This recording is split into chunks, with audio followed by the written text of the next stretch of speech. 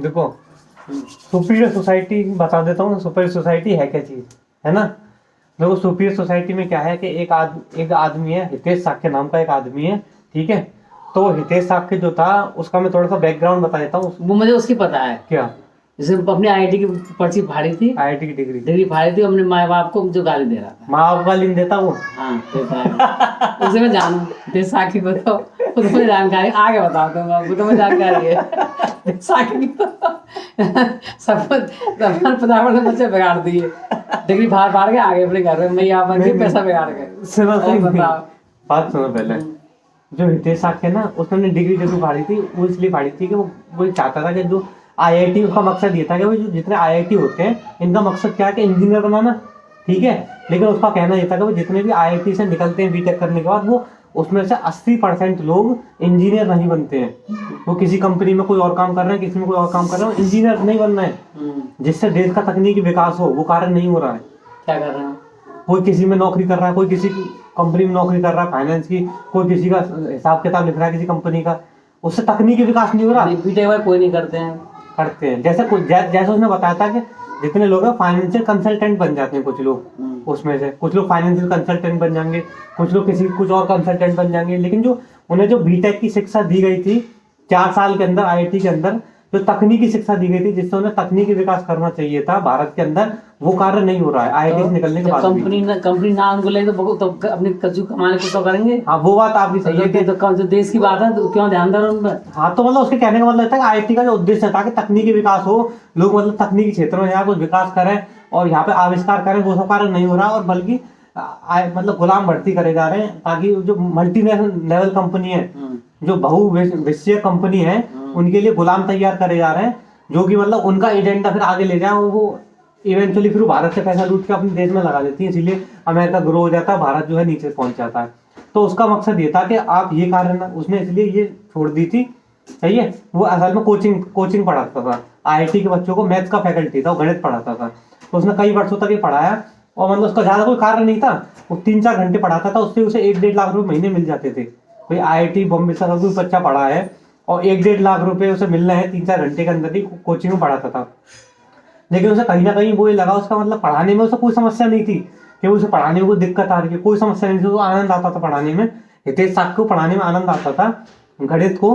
लेकिन उसकी दिक्कत ये थी कि मतलब उसकी आत्मा उसे गवारा नहीं देती थी कि भाई मैं इन बच्चों को जो पढ़ा रहा हूँ ये आगे मतलब आईआईटी में पहुंच भी जाएंगे, लेकिन आईआईटी का जो मुख्य उद्देश्य है कि भारत का तकनीकी विकास हो, वो नहीं होगा, बल्कि गुलामी में ढकेल दूंगा उन्हें अपना। और उनका उसने बताया कि उसने ये भी बताया कि गुलाम कैसे हैं। भाई अगर आप जैसे नौकरी कर रहे हो कोई समस्या नहीं, नौकरी आप करो कोई दिक्कत नहीं है, लेकिन अगर आप नौकरी से आनंदित हैं, लेकिन असल में वो क्या लोग हैं कि जो प्राइवेट कंपनी में जॉब कर लेते हैं आईआईटी से निकल के, जो कंसल्टेंसी की जॉब कर रहे हैं, किसी भी प्रकार की जितनी जॉब कर रहे हैं, मैनेजमेंट जो भी है, तो उनका जो जीवन है वो अपने जीवन से फ्रस्ट्रेटेड है। उसने ऐसा बताया मुझे, मतलब सभी को बताया थे साक्य ने। तो उसने अपने मतलब दोस्तों को देखा कि वो जो भाई यहाँ से निकले, कोई 1.5 लाख रुपए की नौकरी कर रहा है, कोई महंगी पैकेज पे नौकरी कर रहा है, सही है, लेकिन वो जितने भी हैं वो अपने जीवन से फ्रस्ट्रेटेड हैं, क्योंकि वो जो है उनकी गुलामी कर रहे हैं। और फिर वो आगे फ्रस्ट्रेशन में कुछ दारू पीता है, कोई गांजा फूकता है, ठीक है, बिना नौकरी वाले पी रहे हैं।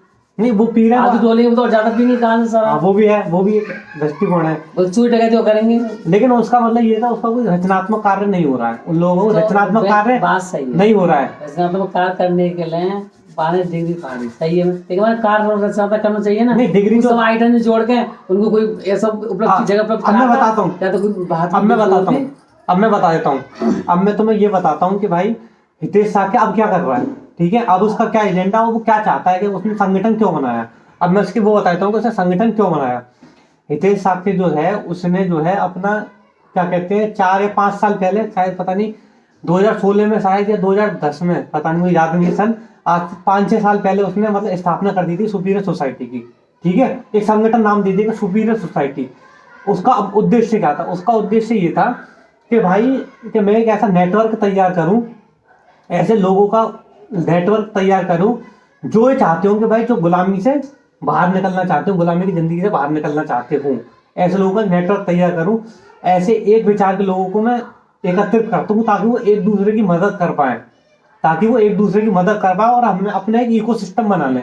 इकोसिस्टम का अर्थ हुआ कि मान के चलो 100 लोग सुपीरियर सोसाइटी के अंदर हैं, ठीक है, तो वो 100 लोग एक दूसरे की मदद करें सरवाइव करने के लिए, जीवित रहने के लिए, समझ में आ गई, और पैसा कमाने के लिए कैसे, और अपने विचार उच्च विचार पेश करें वो अलग बात है, लेकिन मुख्य उद्देश्य ये था कि आपस में वो नेटवर्किंग करें और संगठन को बढ़ाएं, उसको फल फूले, संगठन फल फूले और एक दूसरे की सहायता हो सके। फॉर एग्जाम्पल कि भाई उसमें से सुपीरियर सोसाइटी में कुछ ऐसे लोग जुड़े जो कि भाई साहब घी का निर्माण करना जानते हैं या जो गौ सेवा करना जानते हैं, तो उसका उद्देश्य ये था कि भाई ये लोग घी बनाएं, ठीक है, और सुपीरियर सोसाइटी में जितने लोग हों वो कहीं अंत से घी खरीदने की बजाय इन लोगों से घी खरीदें, ताकि भाई कम से कम उसका वो हो, और आप जैसे कोई सेवा और प्रदान कर रहे हैं, आप कोई और सेवा प्रदान कर रहे हैं, तो जितने बाकी लोग हैं सुपीरियर सोसाइटी के वो आपसे खरीदें। समझ में आ गई बात, मतलब आप जो कार्य कर रहे हैं वो आप पे पैसा आएगा उनका, उनसे आप सहयोग करें, तो आपको घी तो खरीदना ही है, तो आप बाहर से अगर इनसे खरीद लो।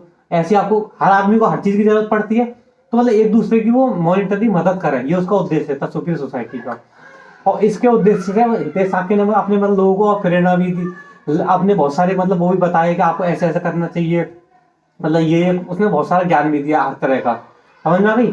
तो ये उसका उद्देश्य है मेन आज भी, तो ये वो चाहता है। अब उसने क्या, उन्होंने क्या कहा, हितेश साकी ने क्या करा है कि अपने रिप्रेजेंटेटिव बनाने की कौन जने भाई रिप्रेजेंटेटिव बनना चाहते हैं सुपीरियर सोसाइटी के, मतलब आप अपने जितने जिला है उसकी कमान संभालना चाहते हैं, ठीक है।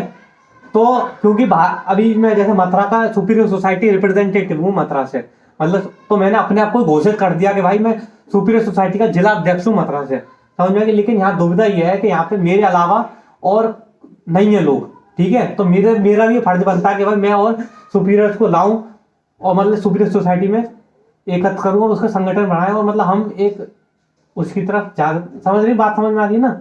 और जो जिसने डिग्री कर ली और फालतू घूमेंगे तो भैया पैसा कौन देगा, भैया पैसा कौन देगा, वो खर्च करेगा 10-20 लाख रुपए, हितेश साकी देगा पैसा भैया कौन को, तो फालतू भी घूमेंगे। हितेश साकी ये नहीं कहता सब घूम रहे हैं जो कॉलेज में जा रहे हैं, कुछ कोचिंग खोल रहे हैं, कोई नौकरी कर रहे हैं। पहली बात तो ये कि हितेश साकी किसी को ये नहीं बोलता है कि भाई आप डिग्री छोड़ो या फिर नौकरी छोड़ो, हितेश साकी नहीं बोलता है। हितेश साकी बोलता है मैंने छोड़ा, तो एक ही बात है। लेकिन आपको जरूरी नहीं आप छोड़ें, क्यों कह रहा है कि आप जिस भी स्तर में हैं आप उसी स्तर में रह के धीरे धीरे अपने आप को ग्रो कर सकते।